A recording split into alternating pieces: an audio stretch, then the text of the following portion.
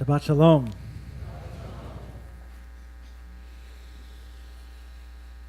Wow.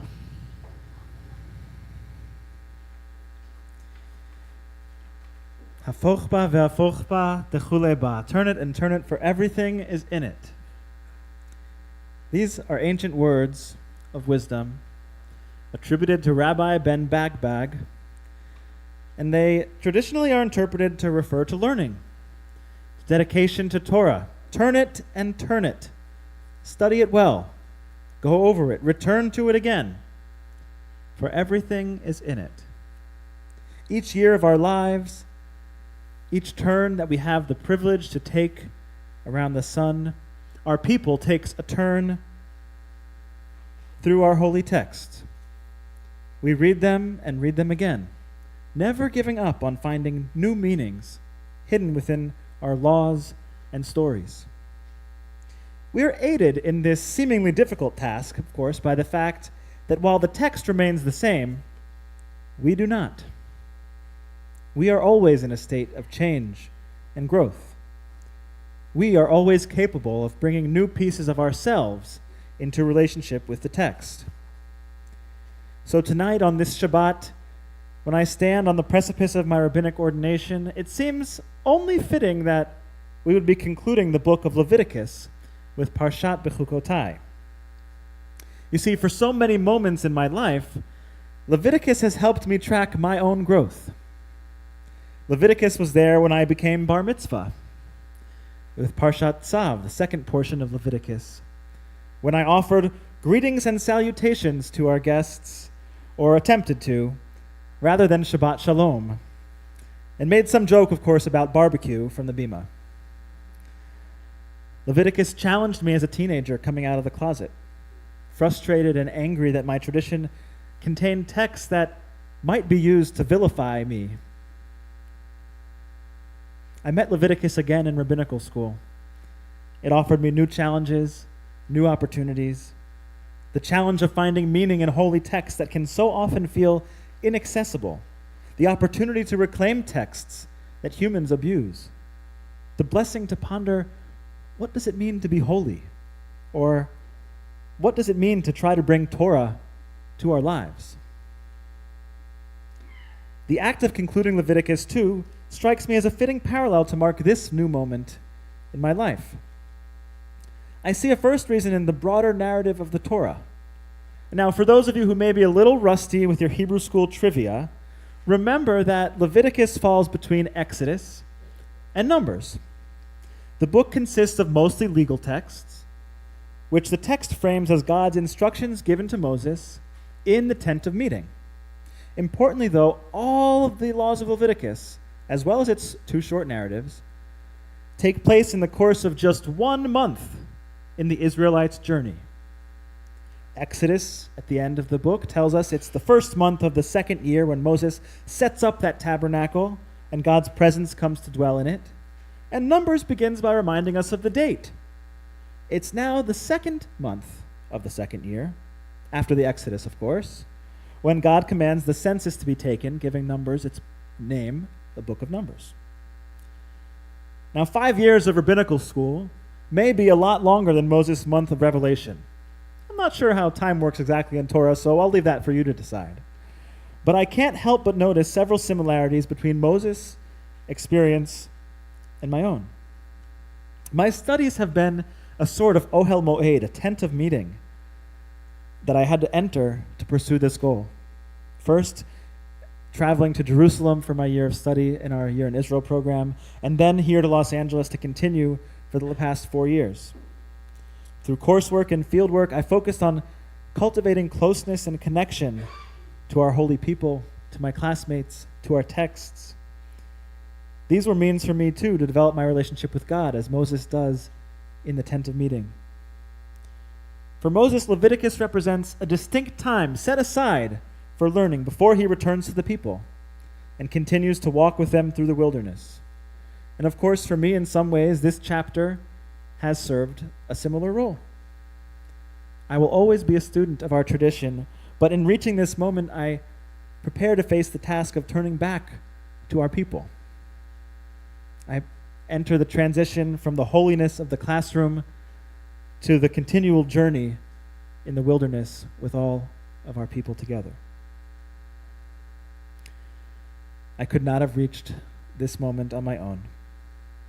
An incredible number of people and communities have been a part of my journey to this point. The presence and support of my family, a great many of whom are here tonight, has helped me fill my spiritual well of love and confidence to do this work and pursue this goal. Without my experiences at my home synagogue, Temple Emeth, or my summer home at the URJ Camp Harlem, I may never have grown to love Judaism and pursue this path. There are countless numbers of friends, classmates, teachers, colleagues, and mentors from every chapter of my life whose presence and influence help me guide me on my way.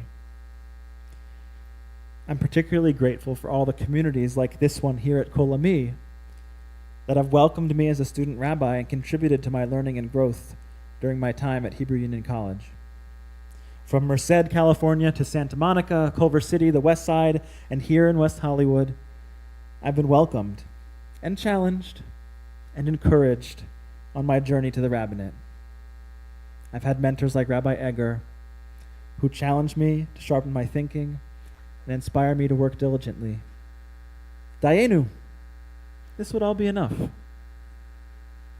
And then I should have the chance to continue my journey here at Kol Ami in this community that has so deeply contributed to my growth and learning and helped shape the rabbi that I will be ordained as on Sunday morning. Wow. I am so, so lucky. Turn it and turn it again. Hafochba ve'afochba, for everything is in it. It was fitting that we would conclude Leviticus tonight, this Shabbat, and so I'll conclude now with a teaching from this very portion, which begins with a particularly famous passage of blessings and curses. God lays out to Moses the blessings that await the children of Israel if they walk in God's laws. Im bechukotai telechu, and that's where we get the name of the portion, Bechukotai. And of course, the curses that will befall the Israelites if they do not, which take up a lot more verses, and you're supposed to read them very, very quickly and sort of quietly so that people don't get scared.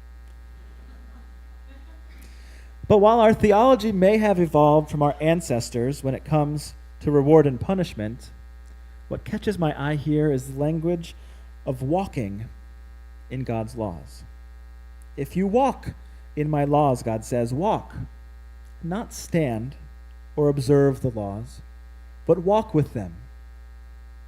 That's how we learn. Rabbi Dahlia Marks interprets this language to relate to the process that we must be in continuously with the text. As we grow and change, our understanding of what it means to fulfill a commandment and to bring it into our lives also should grow and change. Traditional Jewish law, after all, is called halacha, in Hebrew literally walking or going, a way to apply Torah to life. Tonight I walk forward towards Sunday as I prepare for my ordination.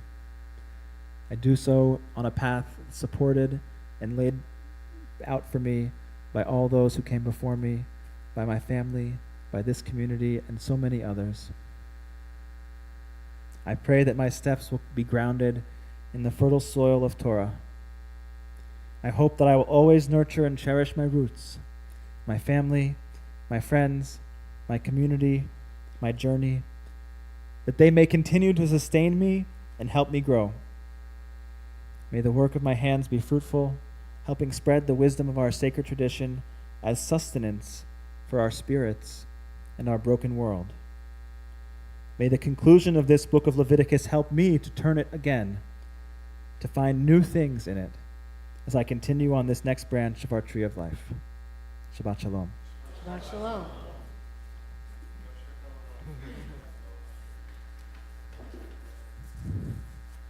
Well, our custom, we're used to getting rid of student rabbis. We're not used to keeping them.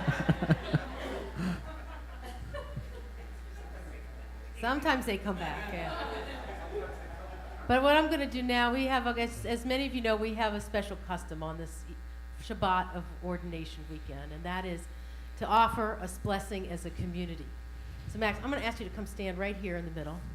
And then I'm going to ask, we're so blessed to have Max's husband, Rabbi Shapiro, and ask Rabbi Steinman and Rabbi Meyer if you'll come up here, our rabbis in residence all here, if you'll come up. He made it. If you come up in here and surround. And then I'm going to ask the members of our Board of Trustees, if you come and stand next to Max, also to come up. We're going to put our, and then I'm going to ask all of you to, once our board is up here close to Max, I'm going to ask all of you to stand up and come forward. Carrie, Richard, Roberta, Henry, hold on. Billy, come on up here.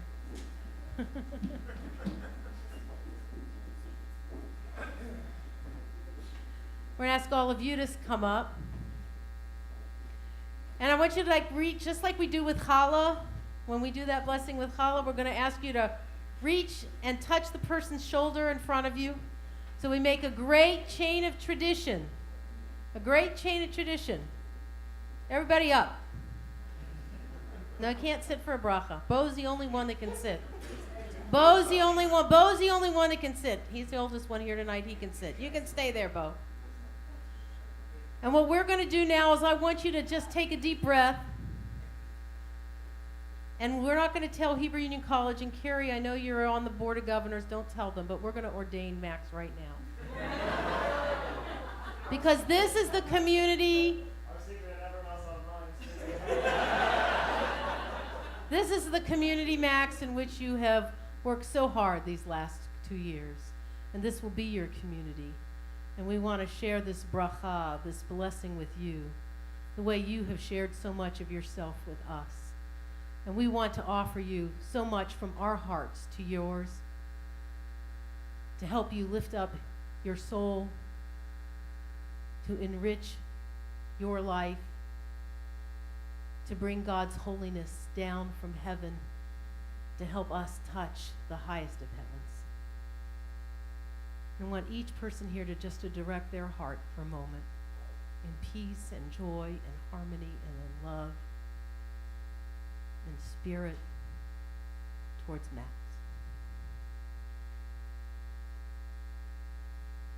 As you said, walking in the footsteps of our ancestors. For thousands of years, our people have withstood so much.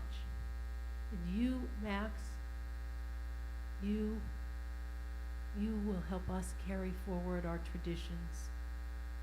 You will help us carry forward the strength of our people, our history, the sacred and holy obligations we call mitzvot. And we place in this moment upon you our hopes and dreams that you will teach us and lead us into a future filled with Jewish renewal and Jewish life.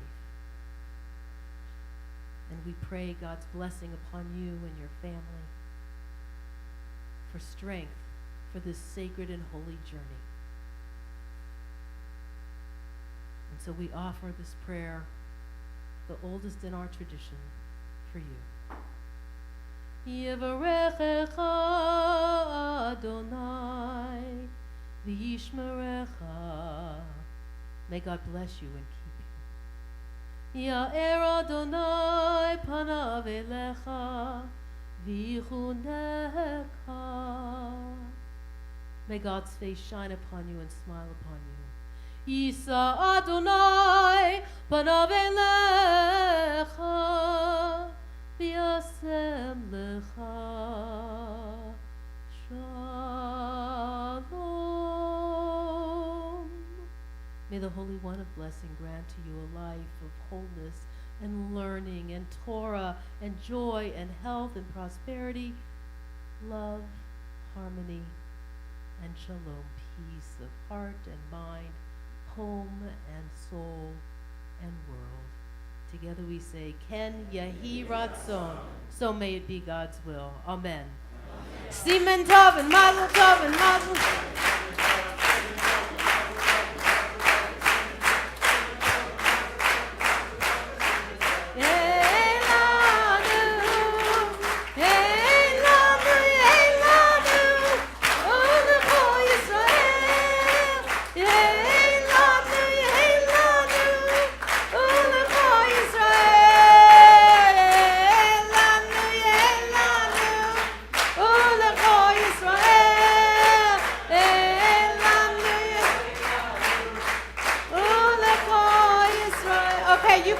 be seated.